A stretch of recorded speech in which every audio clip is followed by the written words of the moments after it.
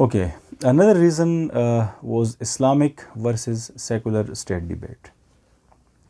یہ ایک بہت بڑا ڈیبیٹ تھا and it took considerable time and energies of the constituent assembly کہ کیا پاکستان کو ایک سیکولر ریاست ہونا چاہیے یا پھر ایک اسلامک ریاست ہونا چاہیے.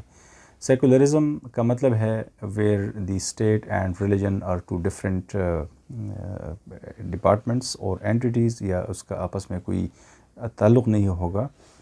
اسٹیٹ جو ہے اس کی جو افیئرز ہوں گے اس کے اوپر کسی بھی مذہب کا یا کسی بھی مذہبی تعلیمات کا کوئی انفلوئنس نہیں ہوگا، یعنی کوئی ڈکٹیٹ نہیں کرے گا کوئی بھی مذہب ریاست کے اداروں کو یا اس کے نظام کو.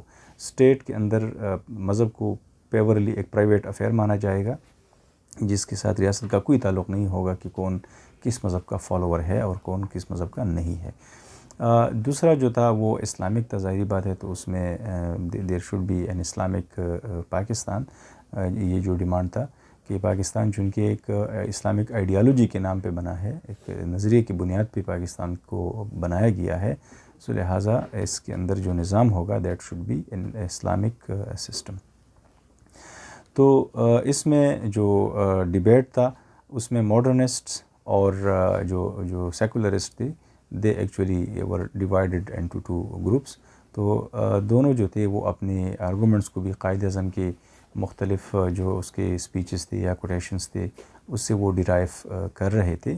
جیسے فار ایگزامپل جو سیکولرسٹ تھے وہ قائد اعظم کے 11 اگست کی جو اسپیچ ہے اس کو زیادہ وہ ریفر کرتے تھے کہ چونکہ قائد اعظم محمد علی جناح نے یہ کہا تھا آن 11 اگست کہ you will see with the passage of time the Hindus would cease to be Hindus and the Muslim would cease to be Muslims, not in the terms of religion, because religion is the personal affair of every individual, but as a citizen of Pakistan you all are equal. And then آگے اس نے کہا کہ you are free to go to your temples and to go to your mosque or any other place of worship. اور اس کے against جو Islamist تھے جو اسلامک پاکستان بنانا چاہ رہے تھے وہ قائد اعظم کی مختلف تقاریر کا حوالہ دیتے تھے. جیسے for example on one occasion he said کہ ہمیں صرف ایک ریاست کا زمین کا ایک ٹکڑا حاصل نہیں کرنا چاہتے ہم، we actually want a laboratory جہاں پر ہم اسلام کی اصولوں کے مطابق اپنی زندگیوں کو آزما سکے. یا دوسرا جو اس نے کہا تھا کہ پاکستان اس وقت بن گیا تھا یا معرض وجود میں آیا تھا جب پہلا ہندو کنورٹ ہوا ٹو اسلام.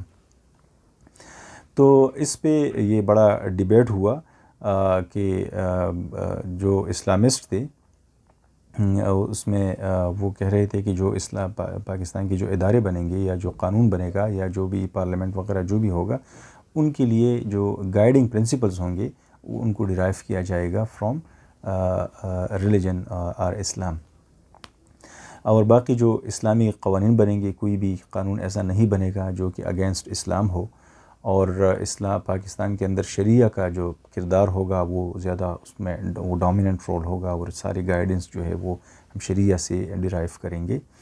اور جو باقی ماڈرنسٹ تھے they actually demanded for a parliamentary democracy, fundamental rights.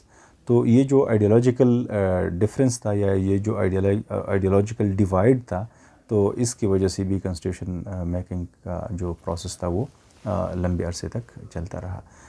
Next جو کنٹروورسی تھی that was the language controversy. تو اگین وہی ایسٹ ویسٹ پاکستان کا مسئلہ اس میں بھی تھا.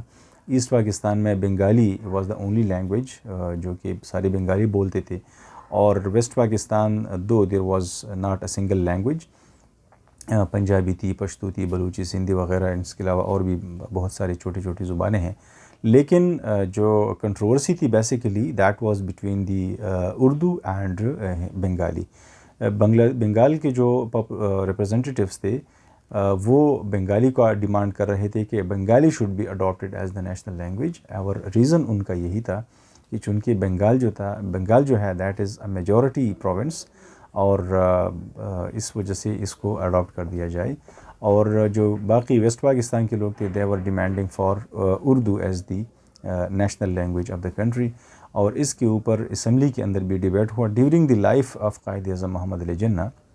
اور پھر قائد اعظم محمد علی جناح جو تھے وہ بنگال چلے گئے اور وہاں پر ایک تقریر اس نے کی، اور وہاں پر اس نے بڑا کیٹاگوریکلی کہا کہ Urdu is going to be the national language of the country. لیکن اس کے اوپر بنگالی جو ایکٹیوسٹ تھے یا جو ڈیمانڈ کر رہے تھے بنگالی لینگویج کو امپلیمنٹ کروانے کے لیے، وہ اس پہ رکے نہیں اور انہوں نے اپنا اسٹرگل کنٹینیو رکھا.